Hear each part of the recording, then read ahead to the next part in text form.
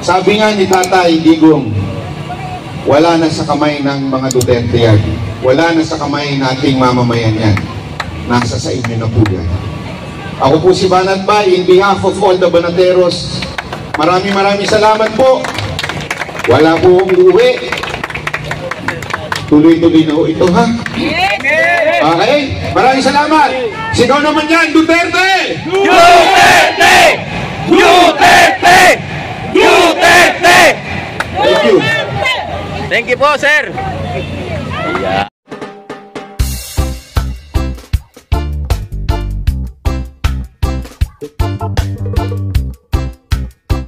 Nabati ko po lahat ng ating mga kababayan na nakikiisa dito sa atin ngayon sa EDSA po. Sa mga nasa social media, meron po mga humihirit dyan ng mga bayarang trolls at sinasabi nila bakit daw madami tayo pero iilan lang daw ang nandito.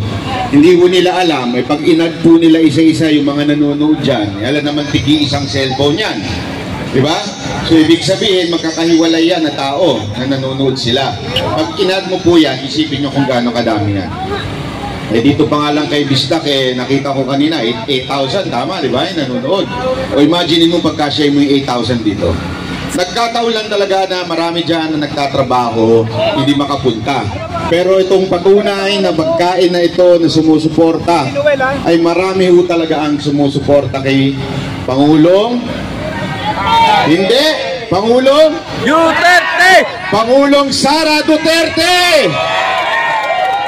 Ayan po ang dapat itawag na natin dahil sa tingin ko malapit na. Hula ko lang yun, ha? Wala akong pagbabanta dito, ha? Hula lang yun, ha? Alam mo naman minsan nanghuhula tayo, eh. Malay nyo, malapit na po na maging Pangulo ang ating VP Sara. Kasi sabi nga, di ba, ng Biblia, ang 1,000 araw ay isang araw. So, yung sabihin, malapit na kasi 2028. Nililinaw ko lang din sa mga abogadong nanonood dyan. Alam mo naman ngayon, usong-uso ang walang kwentang kaso. Katulad ng ginawa nila kay VP Sara Duterte na kung ano-ano, pati yung anti-terror law. Alam mo, grabe po yun, ha? Grabe po kasi sigurado ako, marami sa atin ang sumuporta sa anti-terror bill pa lang. At kung naging batas ay tuwang-tuwa tayo dahil sana gagamitin ito sa mga putang inang NPA. Yes! Pero ginagamit ninyo sa isang matinong Vice President. Saan ba naman kayo nakakita ng bayan na ganun? Ang anti-terror law, kaya nga anti-terror para sa mga teroristang NPA. Hindi para sa Vice Presidente. Tapos gagamitin nyo kung hindi naman kayo mga hindot. Yung totoo, di ba ho? Yun ang anti-terror law, yun ang espiritu ng batas na yun para sa mga terorista. Kanina nyo ginamit? Kaaway ninyo sa Congress na si Arnie Tevez. Ngayon, gagamitin nyo kay VP Sara Duterte. Dahil alam ninyo, pwedeng takpin. Kaya nga ako'y nananawagan sa ating mga kababayan. Tandaan po natin ito. Ito po ay nasa ilalim ng ating konstitusyon. Article 3, Bill of Rights. Karapatan natin na magsalita at magbigay ng pahayag. Karapatan natin magtipon-tipon para idain natin ang ating mga saloobin sa gobyerno na ito. Marami nagsasabi sa inyo, huwag nyo lang gagalawin niya si VP. Huwag nyo lang i-impeach yan. Huwag nyo lang ikukulong yan. Magagalit ang taong bayan. Ito ang tanong ko sa mga nagsasabi ng ganyan. Aantayin nyo pa po ba? Aantayin nyo po ba na takpin si VP Sara Duterte bago kayo lumabas? Ulitin ko. Aantayin nyo pa po ba na ikulong si VP Sara Duterte bago kayo magsalita at lumabas? So ito na yung oras na yun. Para kayo ay lumabas at magsalita at ipahayag ang inyong saloobin. Hindi magrebelde. Ulitin ko, hindi magrebelde dahil ayaw yan ng ating pinuno na si dating Pangulong Duterte. Wala po siya kahit kailan sinabing magrebelde sa gobyernong ito. Isa lang ang sinasabi niya, ipahayag natin ang ating saloobin na tama na, sobra na, palitan na. Kaya mga kababayan, ayun, galing si Kuya. Ayun! Gusto mo dito? Pwede naman. Yun lamang po gusto ko lang sabihin po sa ating mga kababayan kasi marami ako nakikita dyan na matatapang, sinasabi nila, ganito, huwag nyo lang gagawin yan. Ako, huwag nyo yung mga kababayan, huwag na po natin antayin yun. Tama yan. Ako nga, nadudurog yung puso ko pagka nakikita si Bibi Sara Duterte na tinatarantado ng gobyerno to. Silang sa inyo, di ba, nalulungkot nung isang kernel dyan nasasaraduhan siya ng pinto. Tapos nung sinabi nila na tinulak lang daw nung commander na nagbabantay kay Bibi Sara Duterte, kinasuhan nila. Pag tinignan nyo yung video, walang tinulak doon. Tinabig lang ng ganun kasi nga naman nakaharang po siya. At yun po ang trabaho. Ang hindi ko maintindihan, bakit si Browner hindi man lang pinagtanggol? Yun yung kanyang mga sundalo.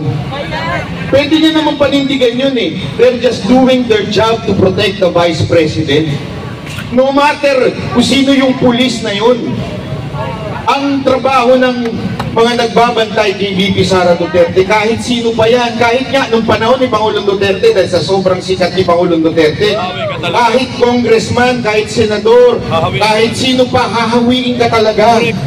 Protocol yan. Kasama yun eh. Hindi dahil sa hindi nagtitiwala sa'yo, pero kasama yun sa trabaho nila. Eh ngayon, hindi ko naman sa nilalang po itong kernel na ito ha. Pero kitang-kita naman natin yung ginagawa niya kay VP Sara Duterte. Itinabig lang siya ng ganitong kaperaso, kinasuhan na. Sana naman, mawalang galang na po Pichit. Ipagtanggol nyo naman yung mga tao ninyo. Ipaglaban nyo naman sila. Huwag po kayong sunod-sunuran kay Marbil.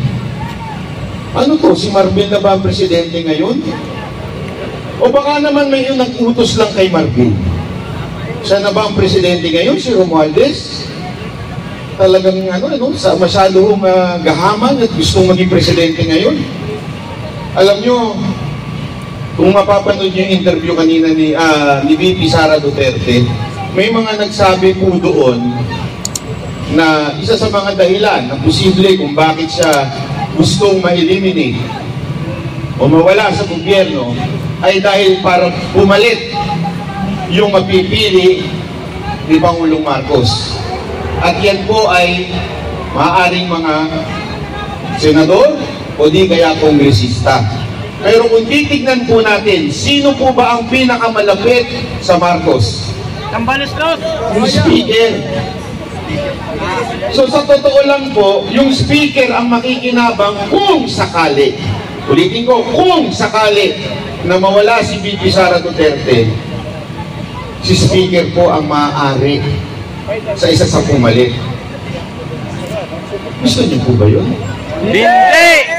Kaya antayin niyo pa po ba? Kung hindi niyo naantayin, ipakita niyo na po ang inyong saloobin dito. Pumunta po kayo. Again, wala ho itong pataasan ng ihi, whether veterans o EDSA. Importante, magpunta kayo kung saan meron at kung saan kayo malapit. Pumunta kayo dito o kaya sa veterans. So hindi lang po yun. O kung gusto niyo, pupunta rin sa Congress. Wala pong problema yun. Importante, makita po nila na hindi na ho tayo pumapayag sa nangyayari. Na hindi na ho tama ito. Ang amin lamang po, respeto sa batas. Yun lang yun. Respetuhin natin ang batas. Due process. Nasa Article 3 din po yan. Due process of law. Sa bawat Pilipino may karapatan po tayo. Lalong-lalo naman siguro ang ating Vice Presidente. May due process. Yun yung due process ng COA, hindi nila sinusunod. Alam nyo ba na exclusive po ang kapangyarihan na mag-audit sa COA? Ang COA ho ay may karapatan na sila lamang ang pwedeng mag-audit. Hindi po mga congressman. Yan po ay nilagay sa ating batas, sa ating konstitusyon para maging independent ang COA. Yan ang purpose nun. Independent dapat ang COA. hindi sunod-sunuran sa presidente, at higit sa lahat, hindi sunod-sunuran sa speaker. Pero anong ginagawa ng mga congressman natin? Tinatakot po. Paano yun?